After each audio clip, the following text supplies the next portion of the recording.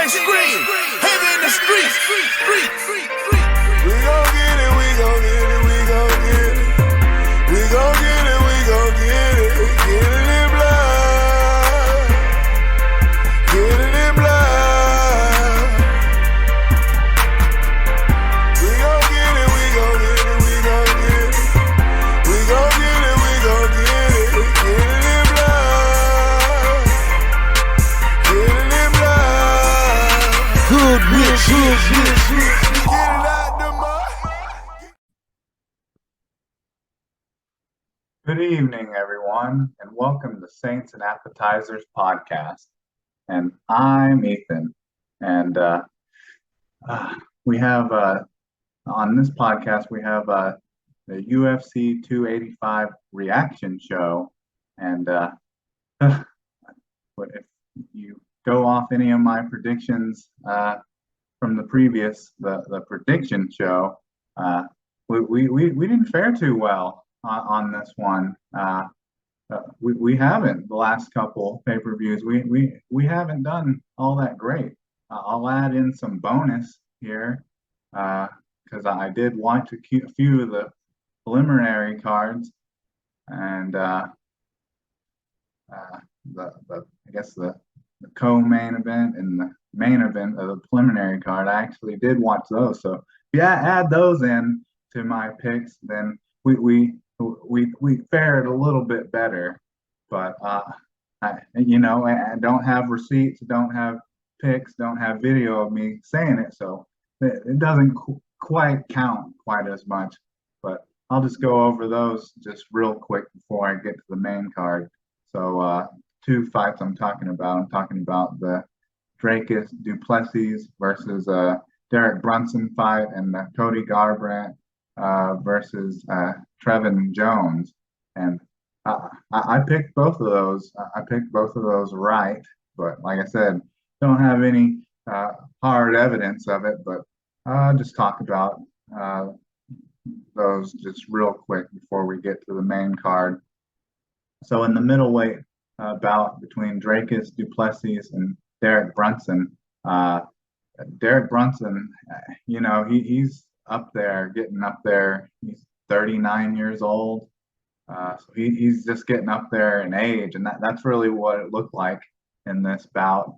And kind of sad the way it ended, because he kind of fared okay to start the bout, but in the second round he just got almost beat to death and was getting pounded on at the end of the round. It was literally at the end of the round. It was the second 4:59 of the second round, and his corner threw in the towel. Which when watching him getting beat on there, he literally wasn't even defending himself. He literally just like laying back here with his hands behind his head.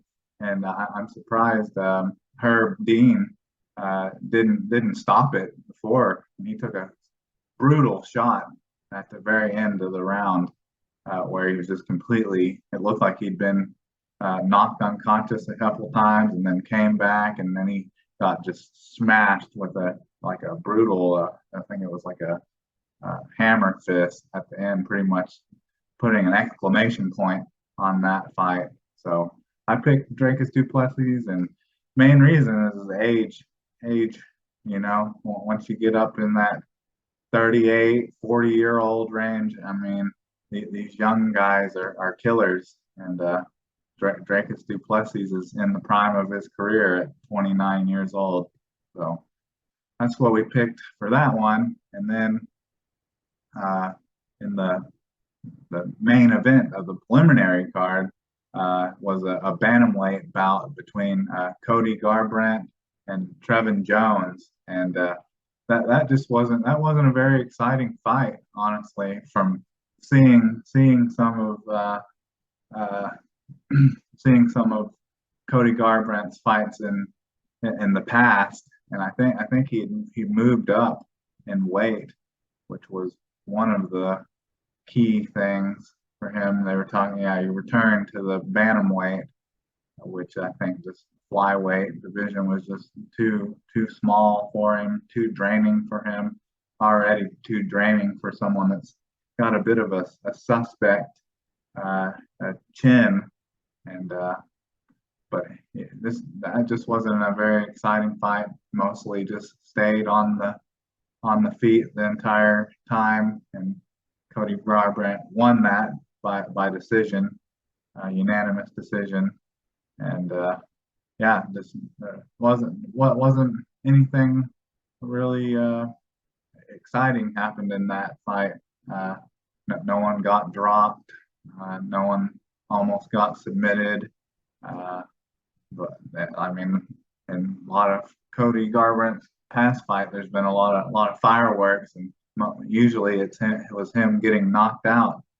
Uh, but yeah, it's probably out of the fights I watched, may have been probably the worst fight of the night. But it's good to get Cody Garbrandt, someone that looked really promising back on track. But I think they kind of fed him a guy in Trevin Jones, because Trevin Jones was already on a 3-fight win streak or losing streak, and then is now on a 4-fight losing streak.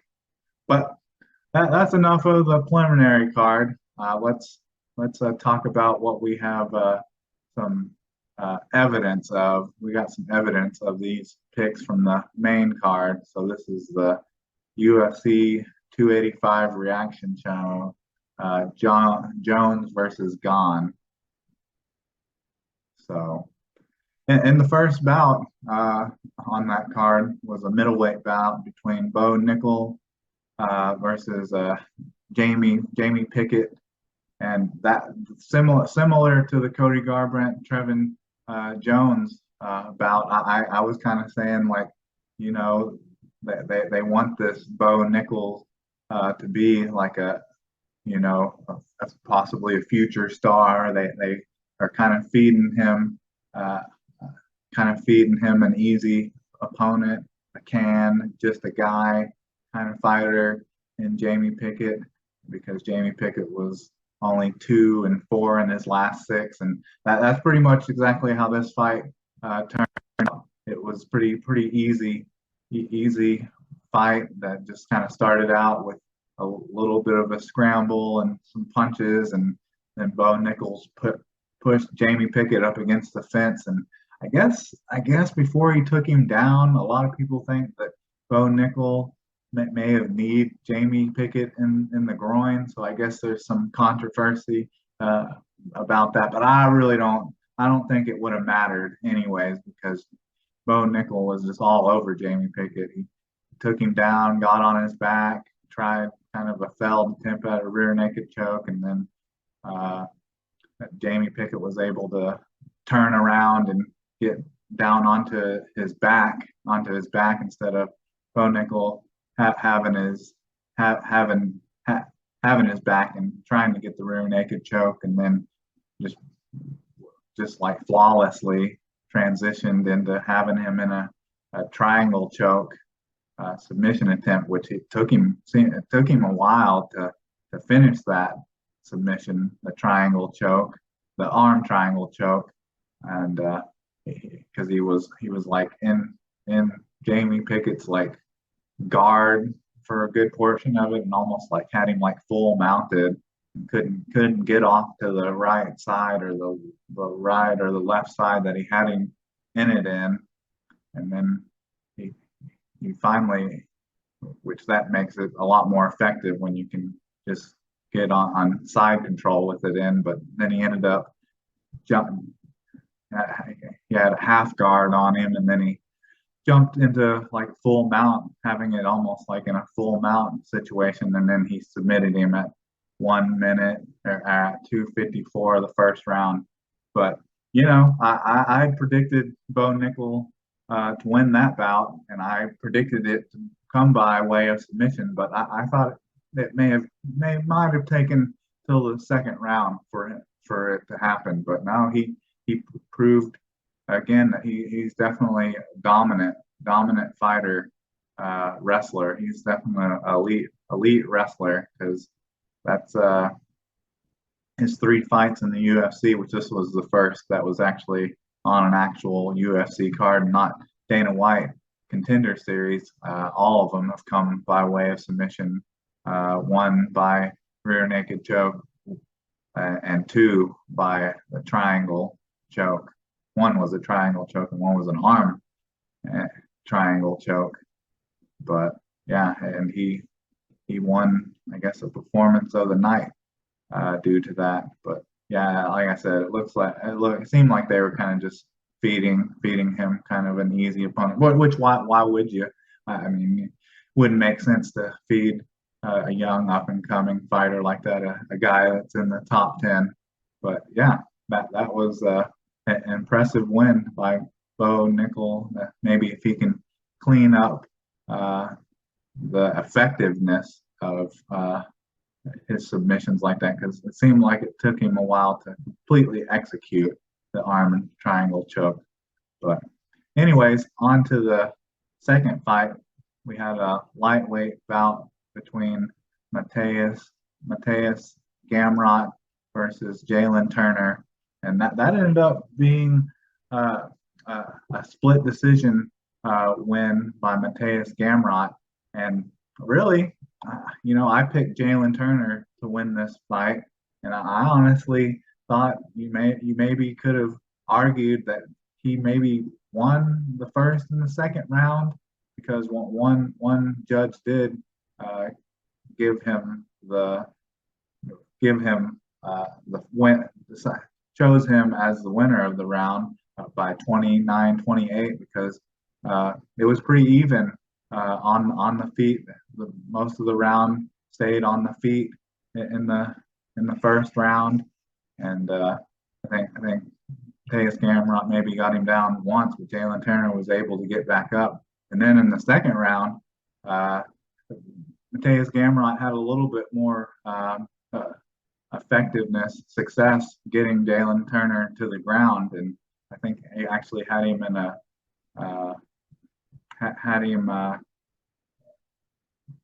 had him pretty secured. And trying to think of what do they call that? They call it when they have both the head and the arm trapped. Had both his head and his arm trapped at one short period of time, and throwing some punches on Jalen Turner. But then Jalen Turner was actually able to get back up and actually rocked Mateus Gamrot pretty good. Looked like he had him rocked, and definitely the fighter that caused the most damage in this fight to either one of these guys was definitely Jalen Turner, causing damage to Mateus Gamrot, because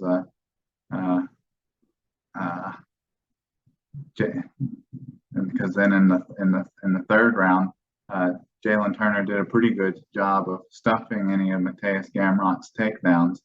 But the only real controversy about that fight is that actually one of the refs actually chose Mateus Gamrot as the winner by 30-27, so had him winning every round. But I definitely don't think you could definitely argue against that. And and then on to the third fight on the card. It was a catch weight about 170 between because Jeff Neal, he missed weight, and a lot of people said maybe it was because of injury or not being able to train enough. I don't know. They said he looked kind of fat, I guess. I don't know. Didn't look that fat to me, but maybe fatter than he usually does. Not quite as lean. But that was a bout between Shavkat Rakhmonov versus Jeff Neal, and I mean, it seemed like for how the billing for Rakhmonov, because he was 16-0, and all of his fights came by way of came by way of the finish. Eight, I think 8 by knockout, 8 by submission. Uh, it wasn't that dominant of a fight by Rakhmonov. Not in the first round or so, but then I don't know. It just seemed like Jeff Neal kind of ran out of gas there towards the end of the fight, and man, that was a brutal way that Shavkat Rakhmonov won this bout. He beat him with like a standing rear naked choke, like almost like rear neck crank rear naked choke, and yeah, that was, and just as he was finishing, like right as he was tapping, right as Jeff Neal was tapping, he like went unconscious, and the ref stopped it, and Rakhmonov just like let him go, and his limp body just kind of slumped down, and that was in the third round with at the 4:17 mark of the third round. So that was just, it was not, up until that point it wasn't overly impressive by Rakhmonov, but that was definitely an impressive way to get the finish. And then and I had picked Shavkat Rakhmonov to win that. And I think I had picked him to win that by knockout. So I didn't predict the way for that to end, but it did end by it did end by finish. And then maybe the most surprising and exciting fight, just because I don't think too many people could have predicted the way this fight was going to end. This was the women's flyweight championship bout versus Valentina Shevchenko, the champion, versus Alexa Grasso. And yeah, that was and that ended at 4:34 of the fourth round, submission neck crank by Alexa Grasso, which I was just blown away when that happened. But just for the start of the fight, that seemed kind of okay, kind of even Valentina Shevchenko, and then kind of in the second round, Alexa Grasso started definitely winning the stand-up battle between the two, and Valentina Shevchenko. Then all Valentina Shevchenko was wanting to do was take it to the ground and do ground and pound, and she did a really good job in the second and third round, of pretty much just dominating, controlling the fight. And honestly, up until she got caught in the face crank, she was pretty much dominating the fight. And then in the fourth round, that 4:34 mark of the fourth round, she did like this really kind of lackluster, kind of like spinning back kick, and Alexa Grasso just jumped on her back like so quickly, jumped on her back, and it's like a flawless transition to the face crank, trying to get the rear naked choke, and never really got it clearly under the chin, because they showed at the end of the fight, where maybe it was at the end of the card altogether. I'm trying to think, maybe that was at the end of the fight, where she just had it up around her chin, and it turned Valentina Shevchenko's face like beet red and left like a white mark down around her chin. That was a brutal finish for a submission. I imagine that was very unpleasant. And so now Alexa Grasso is now the new women's flyweight champion, which I don't imagine many people would have expected that. You probably won a lot of money if you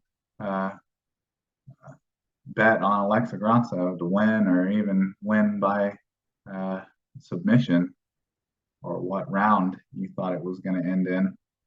So yeah, that just had me going like, what? That was just nuts to see such a dominant champion over the years lose like that.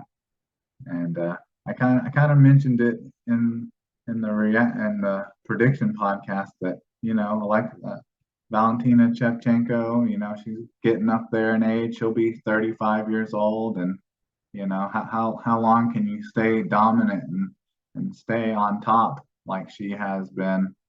Because I mean, she pretty much winning like anything you can think of. Uh, Defended the belt 7 times, so just uh, impressive champ. I'm sure she'll be in the UFC Hall of Fame one day. And then uh,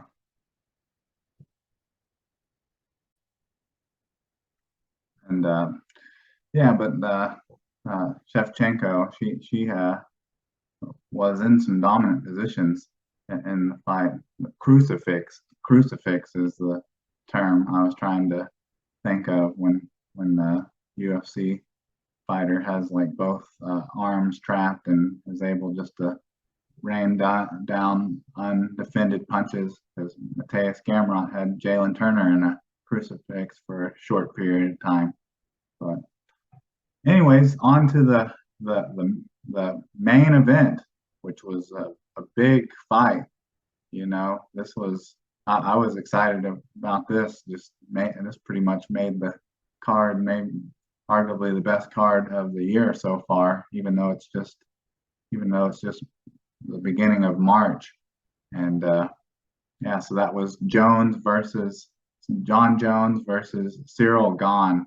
And yeah, I mean, uh, uh, I picked Cyril Gahn to win this just based off of the fact, John Jones hadn't fought in 3 years, uh, uh, going up in weight class, and just, I just thought that it would be a little bit more competitive fight than it ended up being, and there were some oddities before the fight with John Jones uh, coming into the ring, and they had to cut off tape around his foot and around his toe, which that was weird. That kind of had me thinking that maybe he has an injury, or maybe Cyril Gahn can stomp on his foot or do something like that. But yeah, Cyril Gahn, he just looked completely like a fish out of water in this fight. There was just a short period of time where they were uh, where it was a stand-up bout, but yeah, that didn't last long, because at 2 minutes and 4 seconds of the first round, John Jones just took him down, had him slumped up against the cage, and got him in a guillotine choke. And it didn't even, when first seeing it, it didn't even look that like he even had it that good. And yeah, that was a quick tap by Cyril Gahn. And yeah, John Jones, he's had a lot of uh, history with either PEDs or other cocaine and DUIs, hit and runs, and things like that. So there's a lot of controversy about the history of him, and wanting to call him the greatest of all time. But he just made that look easy against Cyril Gahn. Like, Cyril Gahn looked scared, honestly. But yeah, I didn't fare too well uh, with John Jones winning, Alexa Grasso winning, Mateus Gamrot winning. Those are picks that I had picked. But yeah, it was a exciting card, definitely. Would have preferred the John Jones Cyril Gahn bout to go a little bit longer than 2 minutes, but it just kind of solidified that John Jones can fight at heavyweight and can beat heavyweights, and looks as if he may be uh, on the card and up to maybe defend his belt against Stipe Miocic, because he called him out at the end of the fight, and Stipe had an interview afterwards where he, I don't know, didn't seem like he wanted to talk too much about it, because I think maybe he thought he should have been the first person to fight John Jones on this card, but now because of that, the matchup between them may not be until like June or July. But yeah, uh, it was definitely a good card, exciting. But like I said, would have liked to seen a little bit more of a war by John Jones in the main event, John Jones versus Cyril Gane. But anyways, I think that's all I have for you. And with that, can I get a check, please?